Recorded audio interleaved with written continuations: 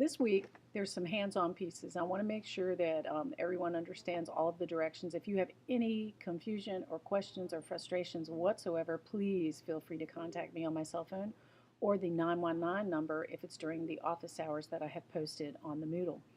The first thing you will do is read Chapter 8. It is basically focused on differentiating instruction for the various reading levels that you will encounter in your classes.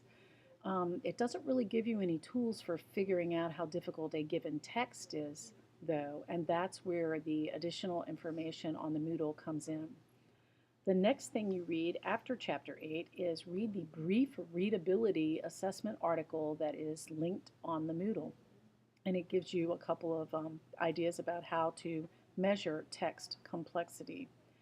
Then set up on the Lexile website, it's also linked on the Moodle, set up a free account. You'll visit this account again and again if you ever run into text that you want to use with your students, but you're not sure if it's got the Goldilocks principle going on, as in not too hot, not too cold, but just right.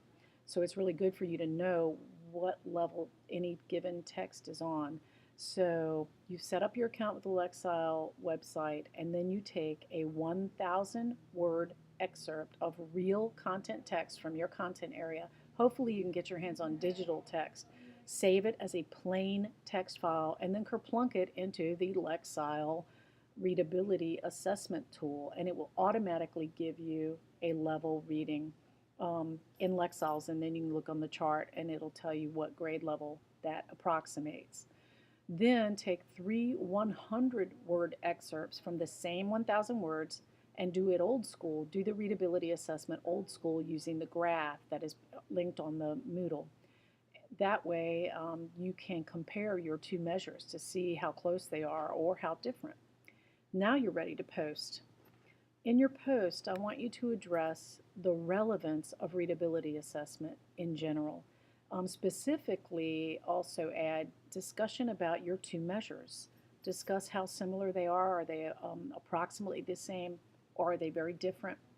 And then the third piece of your post is how can this information about the text, how can you use it in your instructional design for that specific text. Be specific there in your post on how you would teach this text knowing what you know.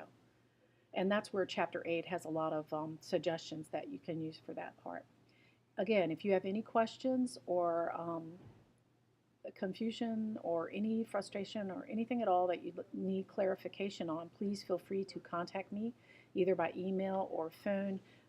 Your post is not due until midnight Friday night, and I hope you enjoy gaining this tool in your toolkit, and have a great week.